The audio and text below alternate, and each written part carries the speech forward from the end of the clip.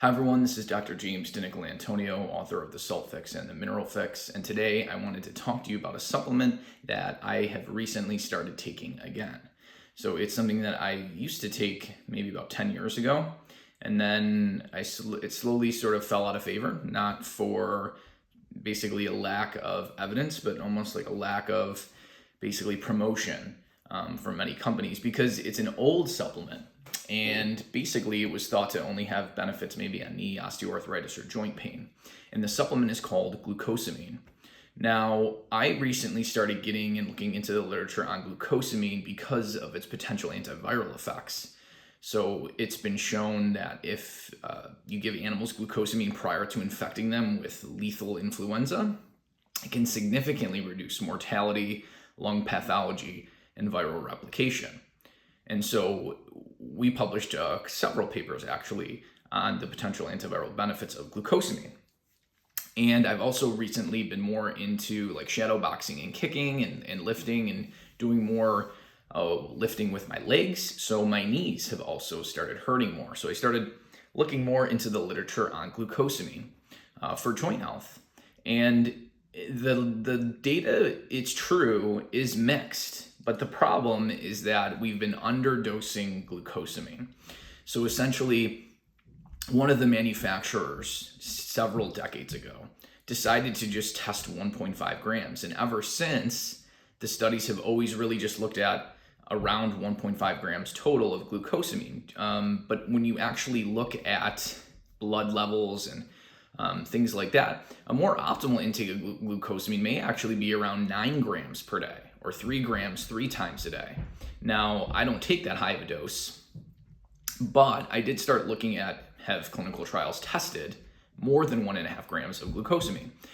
And it turns out that, yes, there have been several clinical trials that have actually looked at 3 grams of glucosamine compared to 1.5 grams. And there have been better benefits in regards to reducing the ratio of the breakdown of type 2 collagen to the synthesis, essentially increasing the amount of type 2 collagen, which is what is the main primary collagen in your joints. And so that's really, for joint health, how glucosamine primarily works. But it also seems to increase the synthesis of mucopolysaccharides, high hyaluronic acid, which helps to retain water and cushion the joints as well. But here's what's really interesting. Several clinical studies have actually looked at glucosamine as an antioxidant.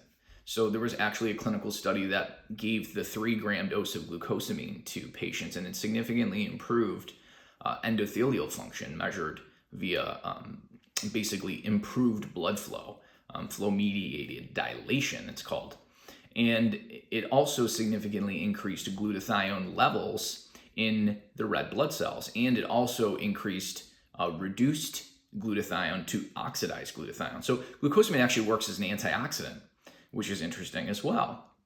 Now here's what's really cool too, is that animal studies, if you give glucosamine, it actually helps to reduce atherosclerosis in those types of models where they induce atherosclerosis. There's actually less plaque in the arteries when you give glucosamine.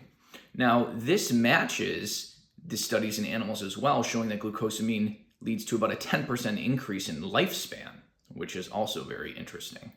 Now, this also matches the prospective human studies, showing that people who supplement with glucosamine actually have a lower risk of all-cause mortality. So you have animal studies showing improvements in atherosclerosis, human studies showing improvements in arterial health and antioxidant or oxidative stress status, human clinical trials suggesting that we're underdosing glucosamine, prospective studies showing that it can potentially reduce death, and then animal studies showing that it prolongs life. So this is really interesting. Like, we need to start looking at glucosamine beyond just joint pain, like myself and some of my co-authors have done in regards to its antiviral potential, but now also its cardiovascular potential. So I've been taking 3 grams per day of glucosamine, and I'm going to do that for at least 3 months. I'm not going to probably stop, but in order to get most of the joint benefits, you have to go at least 3 months. Now, it's very likely that going higher than 3 grams is going to provide more benefits in regards to joint health. Likely, we had calculated that probably an optimal amount, at least from an antiviral perspective, is probably 9 grams per day. Now, we just don't have long-term safety studies really beyond 3. So I'm going to stick with 3, see if that helps. And we do have the human clinical showing that 3 grams improves endothelial function. So with that being said, I have a high suspicion though that if I were to take 6 to 9 grams, I would probably get even more benefits. Hopefully you enjoyed the video.